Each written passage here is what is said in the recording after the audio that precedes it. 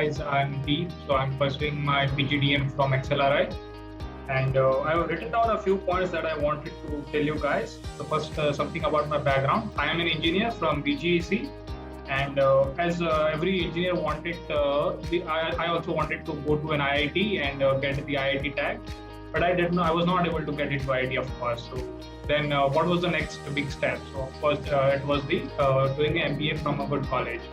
And luckily, when I entered my engineering, I realized that I am more interested towards management side of things.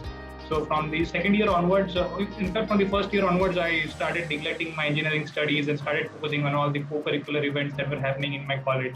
So from whatever the small event that was to whatever the big event, I participated in everything. And that had a major drawback. My engineering grades tanked. I was a very average student in engineering, and I request all of you who still have a chance to make up their CGPA scores. Please don't neglect your engineering scores or whatever undergraduation you are pursuing. Make sure that they are healthy. I'm not saying you need to be a 9-pointer, but anything above 8 it will really help. So participating in events is fine, but make sure your scores don't tank. It hurts. It definitely hurts at some point. Other than that, I gave a CAT mock in my third year of engineering as well. I know I was not eligible to give to take admission in my third year because I was still pursuing. But yes, if people who are still in second year of or third year of engineering, go for a CAT attempt this year if you can. There's no harm. The fees is 2,000 rupees, but it will help you get the real life experience. Like I was very prepared when I was going to give my actual CAT in my fourth year of engineering because I knew what to expect and what not. So I took my CAT in third year, got 92 percentile, but it didn't matter because it was just a practice for me. So after that, one more important part is gauge your aspiration levels. Everyone is at a different point in their life. So for me this year, if I had not converted XLRI, I would have taken a drop. I had converted a few other colleges, but I still wanted to take another year, do it.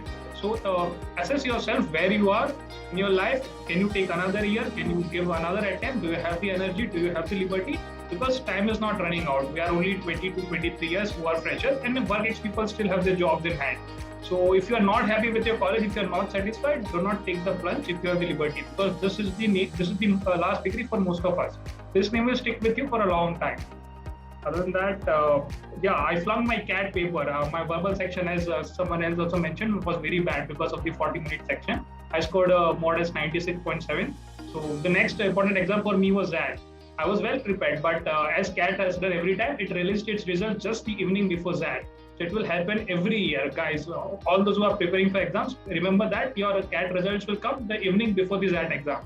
So my results were announced, and I was not shaken because I expected this. But yeah, then I scored 99 plus in ZAT, so it made up for it. And one more thing is, placement question everyone was asking. Yes, I also was having the same dilemma, but I was sure I wanted to pursue management side of things, so I did not set for my placements. And I was very sure that even if I don't get a placement, I'll just sit at home and prepare for another year. Not an issue. And there are lots of exams, guys. Even if your CAT is not that good, you can still ace a few other exams and go to some different college. There are lots of colleges. There is ANMAT, there is IFT, there is ZAT, there is SNAP. So make sure that you ace a few exams. Not everyone has the capability to ace every exam. But if you can ace a few exams, you will definitely convert some of them. Yeah, so that's that from my side, guys. I'll just keep it short. What I wanted to tell people is you need to focus only on scoring around 50 to 52% marks. If you have done enough analysis, you see that if the CAT paper is of 3 hours, 300 marks, 99 percentile begins from 150. So like if you are planning to score 99, 50% marks is more than enough for everyone. This year, so it was around 45, 46%. So don't go into the paper thinking that I'll crack every question. No one can do that. Find your areas of strength. You will have certain strength like either it be algebra or arithmetic, whatever it is. Solve that questions. I personally have not ever practiced geometry. Like today also, if a geometry question comes up, I'll just straight away skip it because I know it is time consuming and there is very less output in it. There were 6 questions in CAT in 3-hour paper. I could not solve any of them, but still it's fine because I can solve the rest of them. Focus on scoring 50% marks. You will not be able to score 60, 70% marks. Most of you will not be able to score. So if some genius are there, they can. But 50% should be enough for the 99th percentile that everyone is dreaming of. Yeah, so find your strengths, that's it.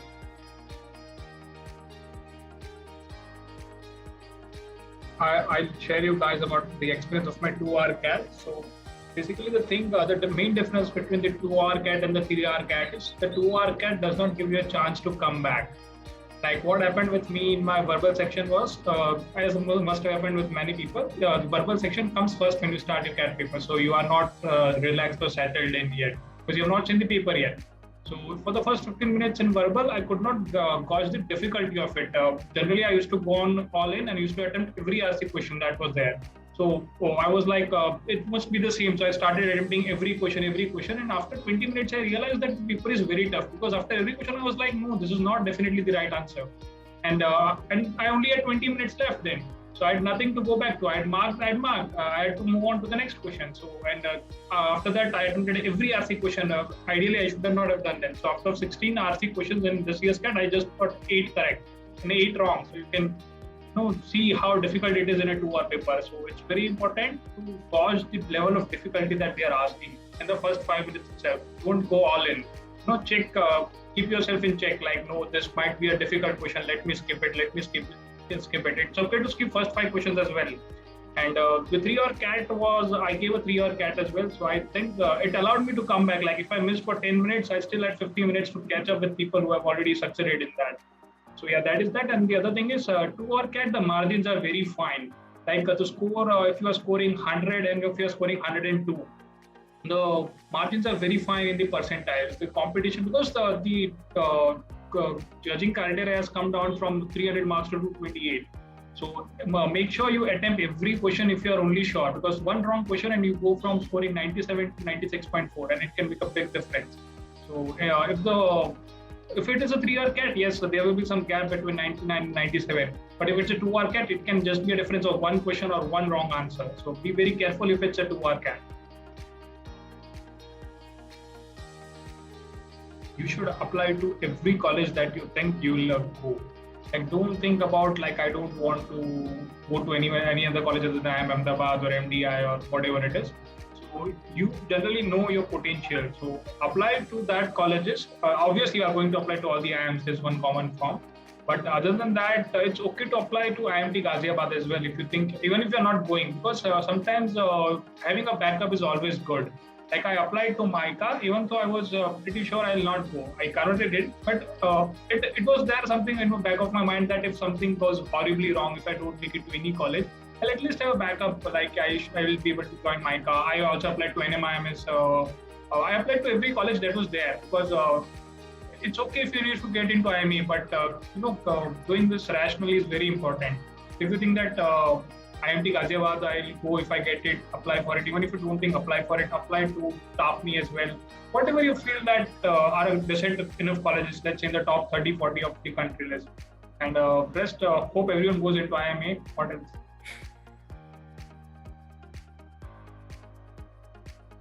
Take at least 2 attempts of exams there that are offering that.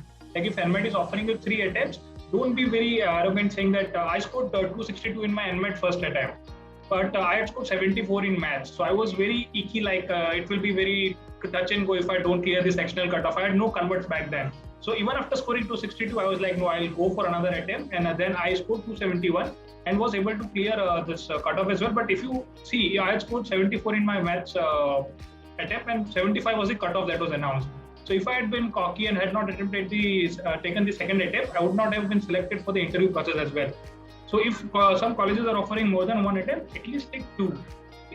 Taking 3 is an option, but at least go for 2 attempts. It will definitely help.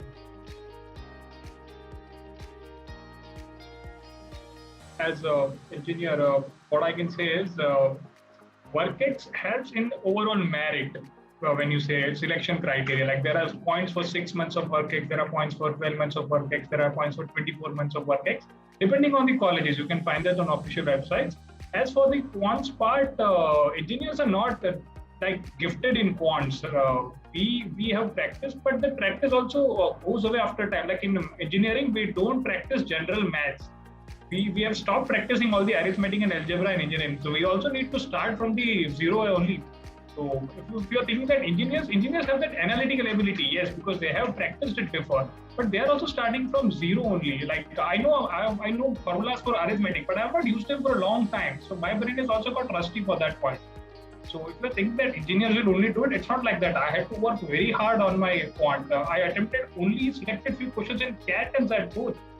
I had to be very picky. Like there were around 24 questions in quant and CAT. I could attempt only 11 or 12.